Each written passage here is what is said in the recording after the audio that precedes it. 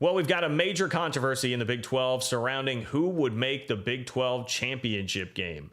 The tiebreakers are convoluted. The league is doing some gaslighting. It is all crazy. And I'm here to break it down for you on the channel today. Welcome into the channel. I am John Kurtz.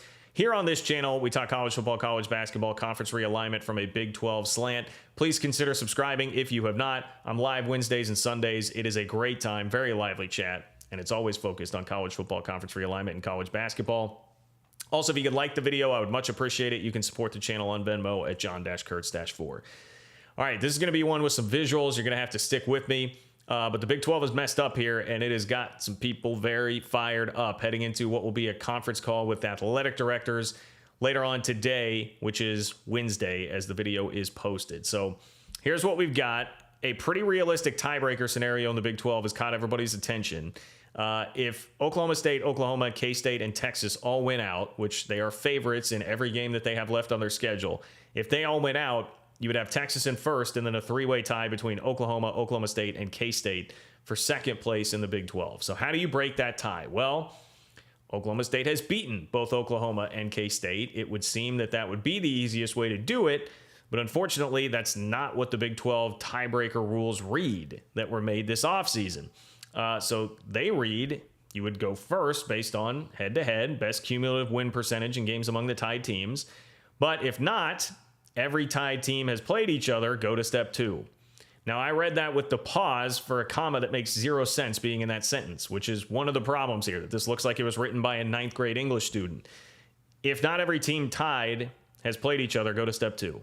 If not every tied team has played each other, go to step two. That's really how they should read, right? You take out the stupid comma that shouldn't be there. It says, if not every tied team has played each other, go to step two. Well, step two is record against the next highest placed common opponent in the standings proceeding through the standings. So because Oklahoma and K-State have not played each other, not every tied team has played each other, we're going to step two.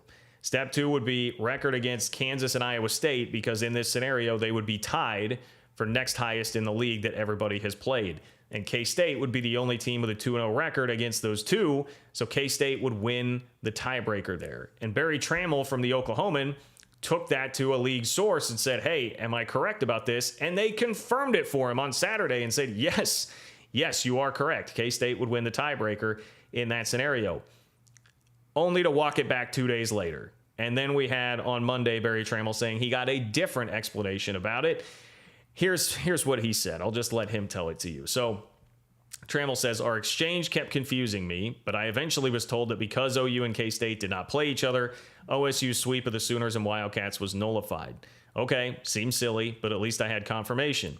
Then Monday, I was told by the Big 12 source that our Saturday night communication caused further discussion in the conference office, leading to the clarification, which is scheduled to be presented to the Big 12 athletic directors in a conference call Wednesday. And the clarification he means being that, Oklahoma State actually wins this because they beat Oklahoma and K-State, which, again, if we're going by just common sense, seems fine.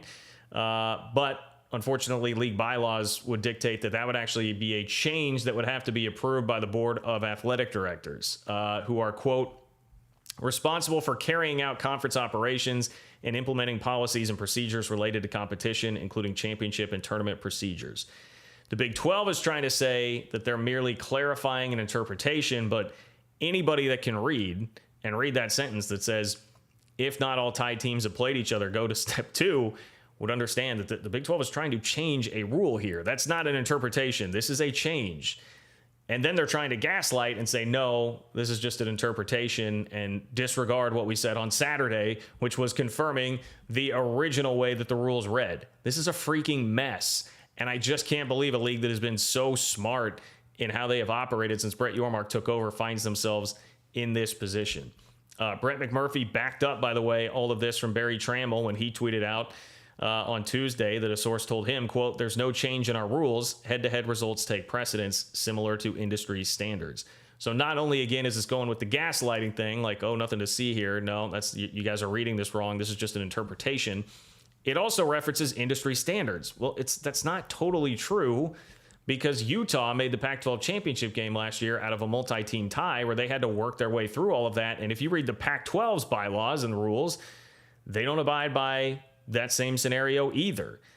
They go record against the highest placed common opponent in the standings if if you have three teams that have not all played each other. You can see I've got the Pac-12 rules up here. You can read it for yourself. The Pac-12 has it written the same way that the Big 12 does. So saying even that it's the industry standard is not totally true. So as I see it, there's just a whole host of problems here.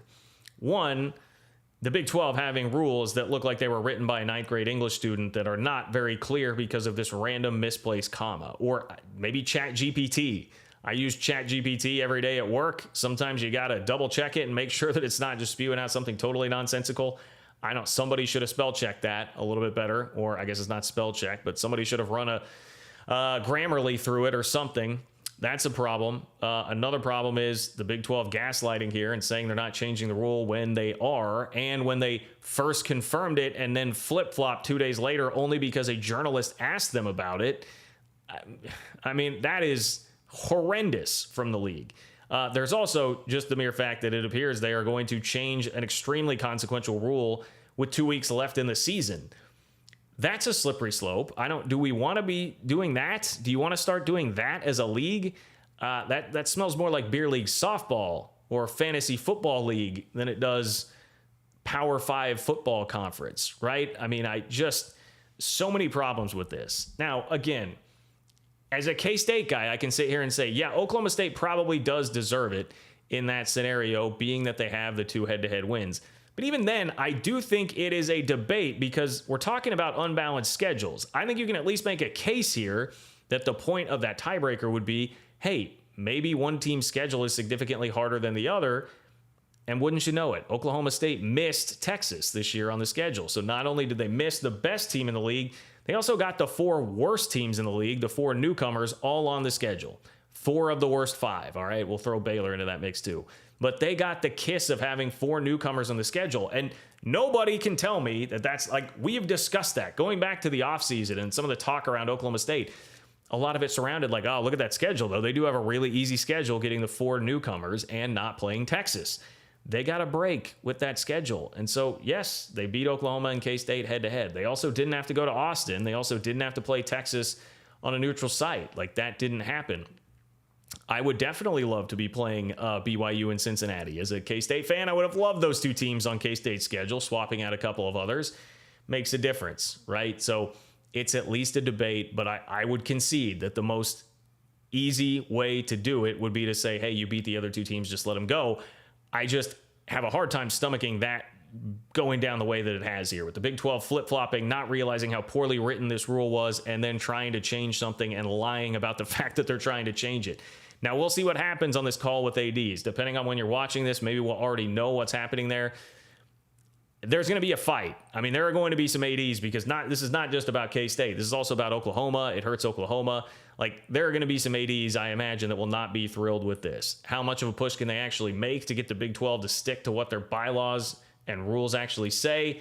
I don't know. It will be very interesting to see how it all plays out. So, hey, again, I will promote the live shows because I'll have whatever update we have for you on the live show on Wednesday night, and we will certainly be talking about it. So, hey, let me know. Let me know what you think in the comments. Like, love me, hate me, agree, disagree, upset with the conference, don't care at all. Hit me up in the comments. Like the video on your way out the door. I would much appreciate that. Make sure to subscribe to the channel if you have not. Live shows Wednesdays and Sundays. They are very, very lively and exciting. And you can support the channel again on Venmo at John-Kurtz-4. I appreciate all of you guys. Take care, and I will talk to you soon.